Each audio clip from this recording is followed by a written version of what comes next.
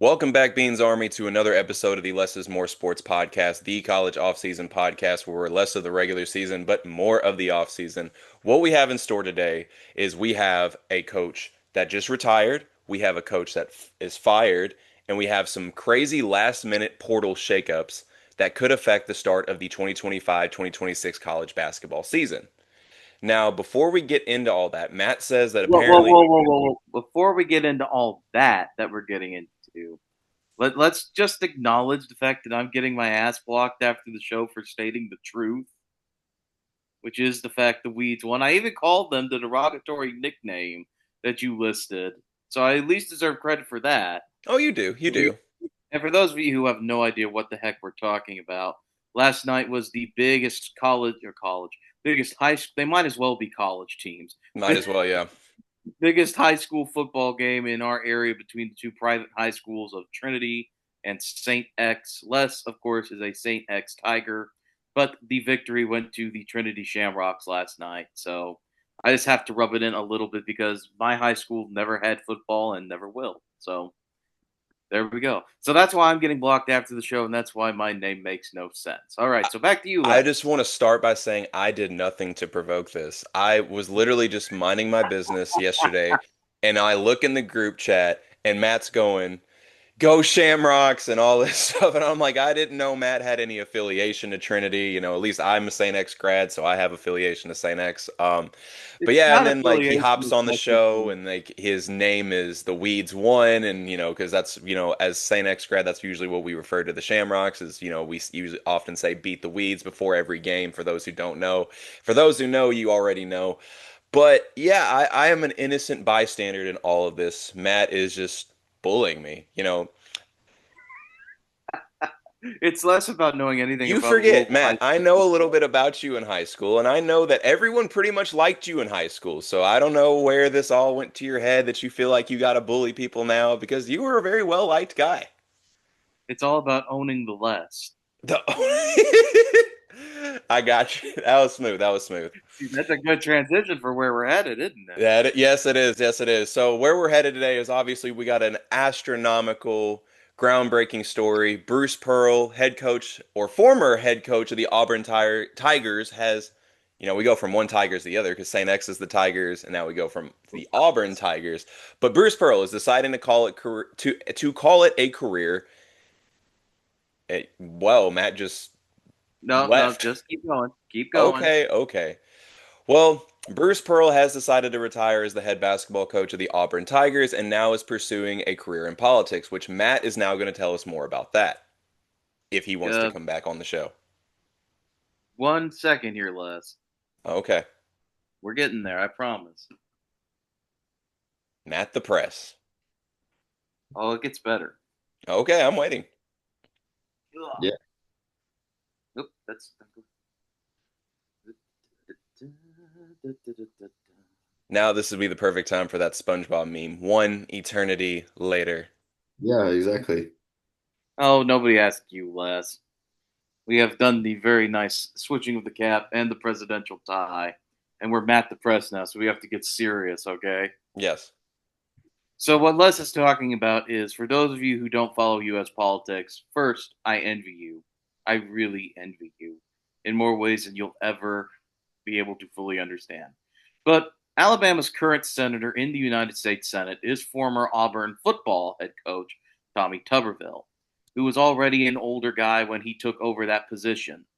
And as the old adage goes, and I swear this isn't to be political, I've just seen it commented everywhere, and I don't think anyone will call me out for it. But if you put an R next to a tree stump in Alabama and it's running for office, they're going to elect the tree stump. So what we're doing here is Tommy Tuberville is getting older, and it's never a good thing to have like too many octogenarian senators at the same time. So what's happening here is they've tapped Bruce Pearl to most likely be the successor to Tommy Tuberville as Tommy Tuberville transitions to replace the, I think, term limited or retiring Kay Ivey as the governor of Alabama. Now, it makes a lot of sense. Bruce Pearl is younger, more dynamic, and since it's already worked once, you don't have to worry about the Alabama fans won't vote for an Auburn coach thing. even though Bruce Pearl may be a little more bombastic in some ways than Tommy Tuberville was. But still, Tommy Tuberville's transitioning probably to the governor's office. It makes a lot of sense because, in the governor's office, you just sit in Alabama, they pass a law, you sign it or you don't. Bruce Pearl, Mr. Pearl goes to Washington. You have the committee assignments. You've got this. You've got that. So it makes a lot of sense, especially for especially when the Republicans are trying to maintain any majorities they have in the House and Senate going into the midterms of next election, which are very key to the completion of Trump's second term agenda. Because you lose one of the House or the Senate, you're basically landlocked, and nothing will get done. And regardless of your opinion on that, that's just how American politics work. Bicameral legislatures for the win. So that's what's going on here. Bruce Pearl is popular. People like him. This strategy has worked before. It will most likely work again. And it gives Tommy Tuberville a nice place to retire to, so you don't have him going until he's 90 years old, like a certain Kentucky senator who shall not be named but resembles a turtle. I think we all know who that is. Matt Jones. So yeah, that's what's going on down there. Bruce Pearl trying to help the Republican Party maintain a majority in the Senate using a tried and true formula. And that concludes a political segment of the Less is More Sports podcast. Did you all Thank hear you that, for watching. listeners? Did you all hear that? Because that is going to be the most political we get on the show. But as we take a look back at Bruce Pearl's career at Auburn, in 11 years, he had a 246 and 125 record with 6 NCAA tournament appearances, 3 SEC regular season championships, 2 SEC tournament championships, 2 Final Fours, and by far the best 11-year stretch in Auburn basketball history. As a career at all three schools, Milwaukee, Tennessee, and Auburn, he had a 477 he had 477 wins, 224 losses, a 68 win percentage, 6-time regular season conference champion, 4-time conference tournament champion, 14 NCAA tournament appearances, and of course the 2 Final Fours. He's a 7-time conference coach of the year. 2024-2025 won both the AP and NABC coach of the year.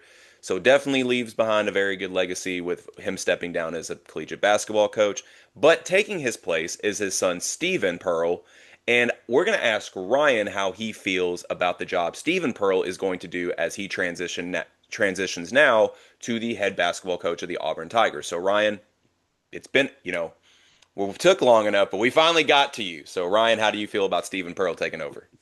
I don't want to burst anyone's bubble and I don't want to be negative, but I have to. I just don't see it working out just because we've had examples of this not working out. My examples are Bob Knight to Pat Knight at Texas Tech. Tubby Smith to Gigi Smith at High Point. We've just seen this happen where it hasn't been a smooth transition between father and son as head coaches. Stephen Pearl, unless he loses some in the portal, he has the talent in his room, such as Tahad Pettiford, one of their best players. But I don't see it being a smooth transition just because we've had evidence of it not being before. So we will see if he loses any in the portal, which that could be a transition to the next segment. But and we'll see how he does this year. But I don't have the utmost confidence in him just because of this has happened before, and most likely it won't happen well. I think Matt's going to agree with me on this one, but the Tubby Smith to Gigi Smith pull was a hell of a pull, that by the way. It was a good one. That was a 10 out of 10. Thank you, appreciate it. Ryan Northcutt knows ball. If you Yeah. take anything away from this, Certified ball knower. certified ball knower. Anyways, but yes, like Ryan said, this is going to transition to the next segment of this episode. With the retirement of Bruce Pearl, players are given a 30-day grace period to enter the portal after the coach's retirement. We had one last year with Tony Bennett, and now this right before the season kicks off, we have another one in Bruce Pearl. So I'm going to start with Ryan because it took us forever to get to him. So now he's going to have a little bit of the spotlight. But we're going to name some ideal transfers that could be intriguing or could cause some major shakeup with the Tigers. So Ryan, what is the first one that you're intrigued with? Well, I'm sorry. I'm gonna maybe take the most popular player. how about we not? How about we talk about Todd Pettiford? What if he was? What if he entered the transfer portal? I think that would shake up college basketball just because of how good of a player he is on the Auburn Tigers. He was obviously a great freshman last year. Played really well. Played a lot of minutes like he was supposed to in the tournament, and he was one of the better players. But I mean, how about we not? How about we talk about him? I mean, he's one of their better players for sure. So I'm gonna get him off the board. Fair enough. I was like, do you have any more, or do you want me to go to Matt? I don't. I was just gonna talk about him mainly. Okay. So Matt, do you have one? Here's the thing. I don't think anybody's leaving, to be honest with you. It's weird to say that because Pettiford is the only guy from last year who's back. Yeah. Everybody else was a super senior. They're all gone. They're moving on with their lives, either be an insurance salesman or sit on the 76ers bench. But they bring in 10 new guys, but I don't think these guys are going to go anywhere. If they did, it would be interesting. Like a guy like Philip Jovic might move just because, guys who are already kind of depth pieces. Elijah Freeman, he's a good player. I liked him at Lincoln Memorial. If he moved, it would be like a big pickup for someone who needs a good wing. But the thing is, at this point in the year, I mean, we're already announcing our non conference schedules. We're already pretty much focused and ready to go on the next campaign. I don't think anybody's leaving. I really don't see a scenario in which any of these Auburn guys are leaving. You're already in your first practices. You know your schedule. You've done your team building trip to God knows where, probably by this point. Even though you're bringing in 10 new guys and you've only got one returner, I just don't see it happening. I feel like Bruce Pearl was probably very direct with his players. He just seems like that kind of guy and was telling them, hey, here's what might happen. If it does happen, here's who's going to be in charge. And Steven's been there for 10 years. I think he got there when Bruce did. So you might as well just roll with what you've got, see how good these guys can do. I mean, you've basically inherited the playbook. It may not work out. I don't know what to think of this. This guy's never been a head coach. It may not work out. But at this point, this late into the game, when most rosters have already been finalized, when you're already getting into your official practices, when your schedule is already known, I just don't see any of these guys going into the portal. If any of them did, like I said, the guy I would watch would be Elijah Freeman, but I really like the way he plays the wing. Like I said, I've been a fan of his since he was at Lincoln Memorial. I just don't see it happening. I just do not see anybody leaving this team. I think that's completely valid. But one thing we definitely agree on is Elijah Freeman, because I think should he leave, this would be a very interesting move as to where he would go. He was, of course, viewed as the top Division II transfer after averaging 18 points a game last year at Lincoln Memorial. A lot of teams were interested the first time around. And now I think Tennessee, who was one of those contending teams for Elijah Freeman the first go around, should show heavy interest again to give them some depth at the wing with experience, especially given how I feel about Nate Ament. Of course, their 5-star wing recruit they got coming in. Listen, I've been one to say on this podcast, Nate Ament has all the talent in the world, but he lacks that tenacity. You basically get physical with him, you can take him out of a game. I think if you bring in a wing like Elijah Freeman, it's going to do one of two things. It's either going to push Nate Ament to be better, or he's going to take Nate Ament's minutes. And then Tennessee's going to be even more set at the wing position. So I think the potential Elijah Freeman to Tennessee could be an interesting story to follow should it happen.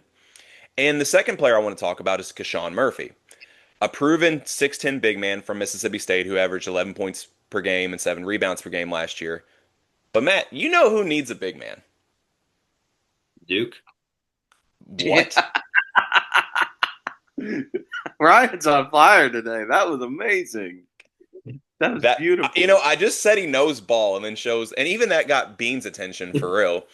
Who needs a Being big like man? I just say Ryan knows ball, and then he proves, and then he just makes me look stupid by saying he knows ball.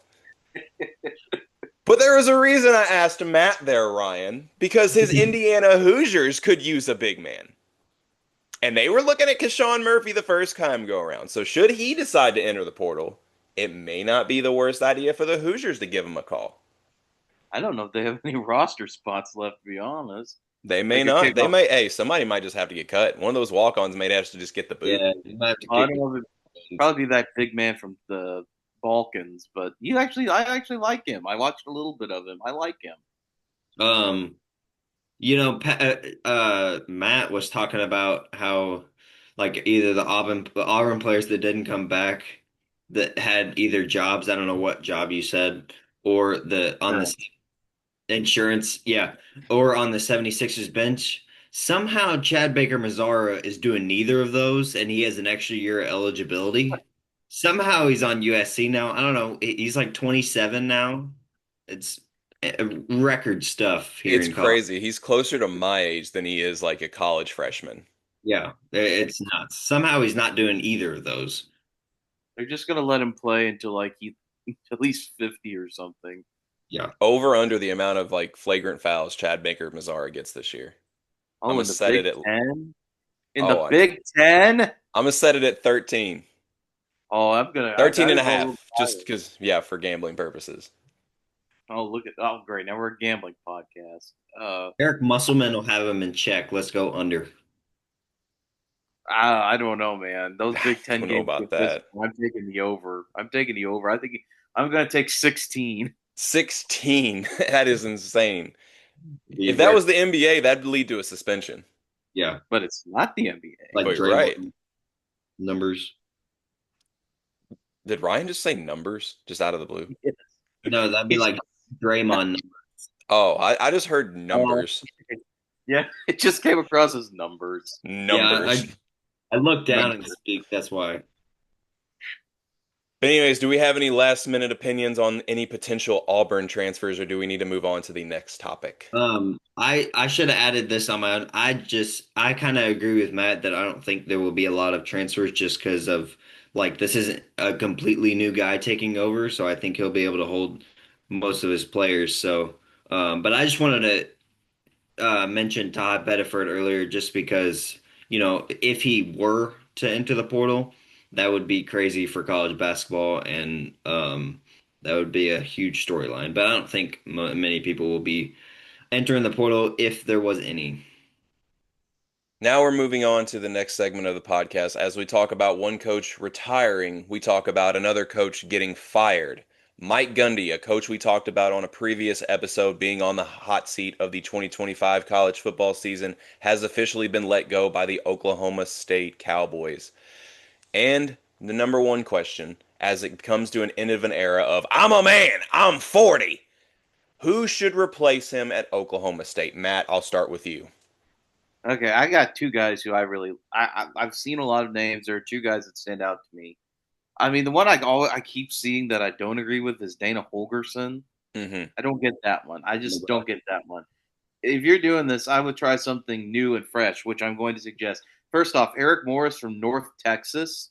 Dude started out at Incarnate Word. They gave us a little guy named Cam Ward. He developed Cam Ward. North Texas looks incredible this year. I think that he might be a guy that they could bring in. I mean, he knows he was bleh. He worked with what he was at Texas Tech, worked with Mike Leach and Cliff Kingsbury, then went to Incarnate Word, like I said, develops Cam Ward. Now he's in North Texas. They look like a little bit of a juggernaut at the mid-major level. That's a guy I'm very much intrigued by.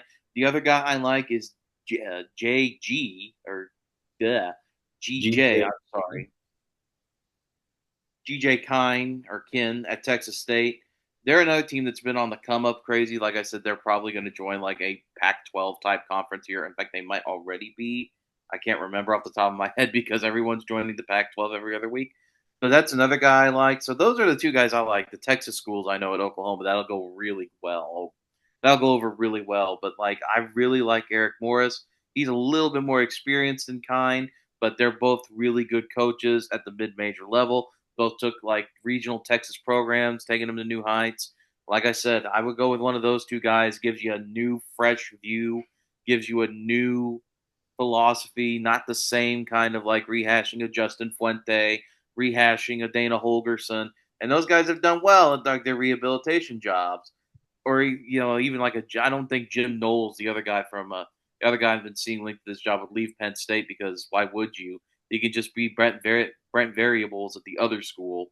So I'm going with the North Texas coaches of Eric Morris, and I'm going with Texas State coach J Kine to replace Mike Gundy, just to get some new blood into a program that desperately needs it.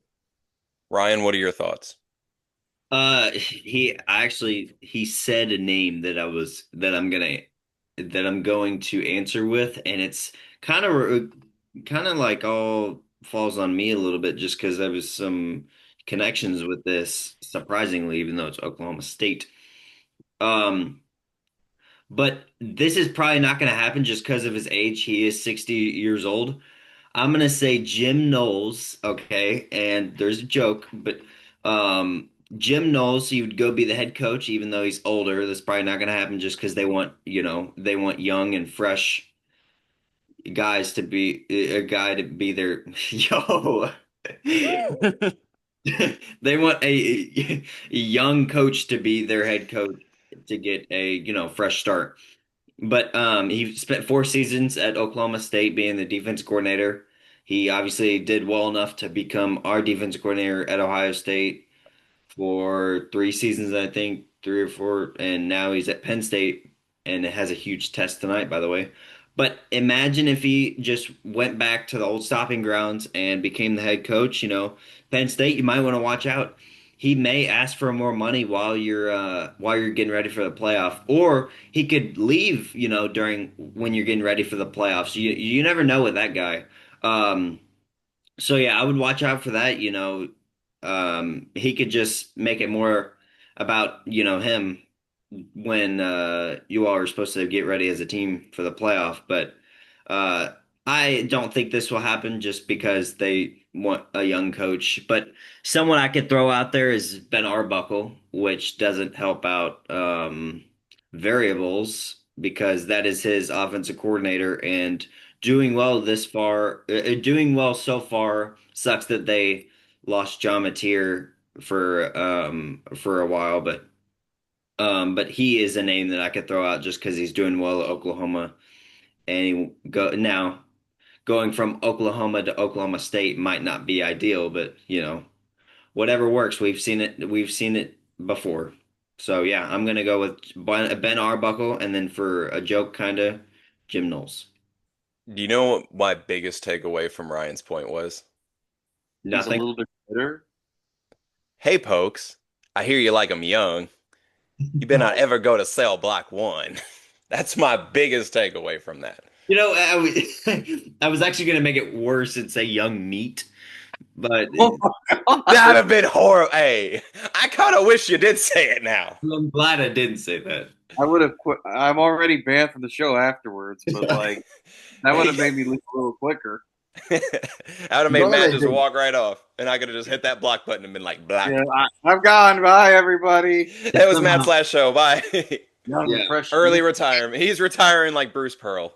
He's going. I'm going to run for Indiana Senate, baby. Somehow Matt's computer goes black just randomly during the show. I mean, it You, wouldn't I be can the first time it's happened this show, so. see. There it is. Happen again. Now, number like 4. Hey, Yep. I gotta facilitate the costume changes. No, People but I'm can't. glad I didn't say that though. I kind of wish you did now. But God, I tried to make it, sound It normal. wouldn't be the first sus thing you've said on the show. It wouldn't be the first thing, the sus thing that we've heard. Would you say about Shaq? Oh, yeah, I did call him Daddy Shack out of nowhere. I remember That's funny. that. Yeah, there's been some sus activity on this.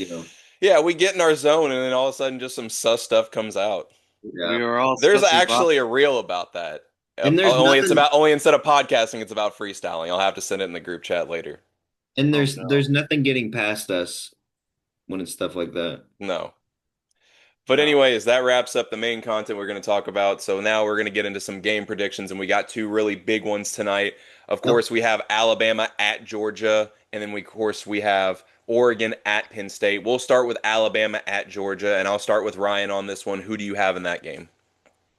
I kind of, I don't know. I'm just feeling a certain way that this is like it feels like a tricky. Obviously, it's a tricky You just game. feeling a certain kind of way, aren't you? Yeah, well, this game, has me feeling different than the home team. I have Alabama winning. Ooh. One of Oh, those, one of those. No, Alabama won last year. I'm gonna say that they continue dominating Georgia like they have been, and I say they get the win at Sanford Stadium in the blackout against a very, very good Georgia team, and team that they lost last night. They get their bounce back win. I was talking about Florida State. Mm-hmm. Alabama gets a bounce back win to be back in the conversation. I have the Alabama Crimson Tide. Matt, who do you have in this game? I'm just going with Georgia. Alabama on the road for their first SEC game. Well, their first SEC game on the road. Blah, blah, blah. Let me clarify that. Uh, I think Georgia got a wake up call last week with Tennessee, or whenever they played Tennessee. It might have been 2 weeks ago now. My God, time. Well, I think they got a wake up call when they played at Tennessee. Then they got punched in the mouth a little bit, but they came back to win in overtime.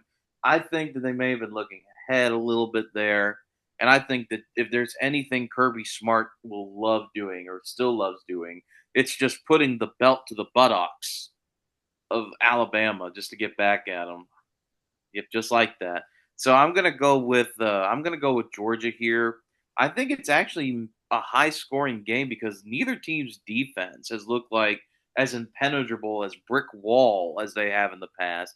So I think it's a pretty high scoring affair. And I think the quarterbacks are both who are both a little bit maligned are both going to play kind of well. Maybe they'll get a little groove going. So I'm gonna take Georgia at home simply because they're at home and it's a blackout and Kirby Smart hates Alabama or wants to beat Alabama. I think every time he sees them. So I'm going to take Georgia 42-37. I'm also going to go with Georgia at home. Gunnar Stockton is playing well, has proven that they can win in a shootout against a high octane offense, like Matt mentioned with Tennessee. I still have questions about that Alabama defense, even more so than I have questions about that Georgia defense. Although I do agree with Matt, neither defense has looked as unpenetrable, pause, as they have in the past. But give me the dogs. And shout out to the homie Grambo, who is a Georgia fan. And now going on to the next game that we're going to talk about, Oregon at Penn State. Matt, who do you have on this one? I'm going to be honest here. I know it's his first road start. Well, actually, I don't think it is because, I mean, didn't they play Northwestern? I Where know were they that. getting this information? Yeah, they were at Northwestern. I don't know where they're getting this information Well, from. not to mention he played But a whole year as the UCLA starting quarterback too. So he's yeah, but played on the road that's before. not the same, Les. It's That's not the not. Yeah, same. yeah, he has more talent around him now. And because of that, especially in this year where it feels like quarterbacks outside of like incredibly random guys have been kind of a disappointment. I have been fully invested in like watching the blooming of Dante Moore as a quarterback, and I really think that he's got as good of a shot as anybody to be the Heisman Trophy winner. And I don't know why I'm saying this, but I think that this is his come out game. I think this is where he like announces his arrival to the public of wider casual college football fans. And I know it's at Penn State. It's a whiteout in Happy Valley.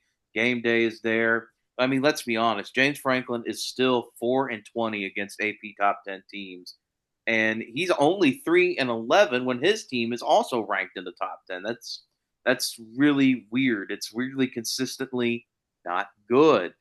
And for as much as I've talked about how much I love Dante Moore, it's been weird watching Drew Aller ever since that infamous spring game episode you and Ryan did, where we were all kind of like laughing about how he's kind of just like, I don't want to say fallen off the face of the earth, but it became a little bit more apparent that this guy wasn't going to be the quarterback we thought he might be.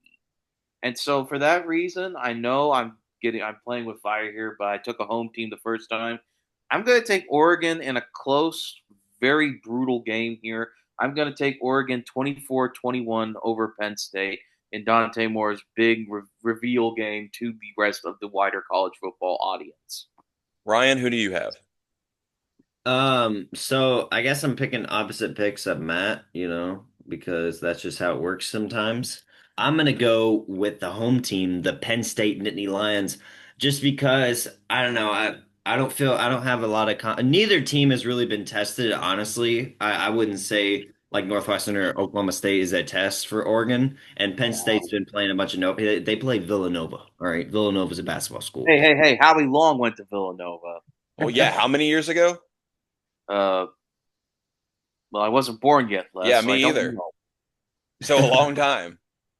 Um, but I'm gonna go. Yeah, I'm gonna go with Penn State at home during the whiteout. I just feel like that crowd would be crazy for Dante Moore and the Oregon offense. I think that James Franklin gets over the hump of not beating top tier teams in the top 10.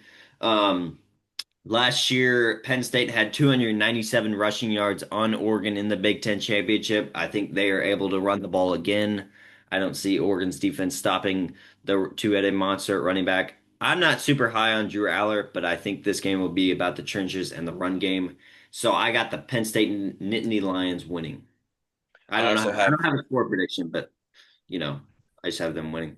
I'm also going to go with Penn State again. They're at home, and Oregon is currently giving up 129.7 yards per game on the ground, but it's against teams like Montana State, Oklahoma State, Northwestern, and Oregon State. Well, now they got to turn around and defend Nick Singleton and Katron Allen, that two-headed monster. So yeah, again, I don't think Drew Aller is going to need to light the world on fire. I mean, he just hand the Yeah. ball off and make the right decision. I think they're fine. Not to mention, this is probably going to be the biggest defensive test that Dante Moore plays. Wait, do they play at Ohio State?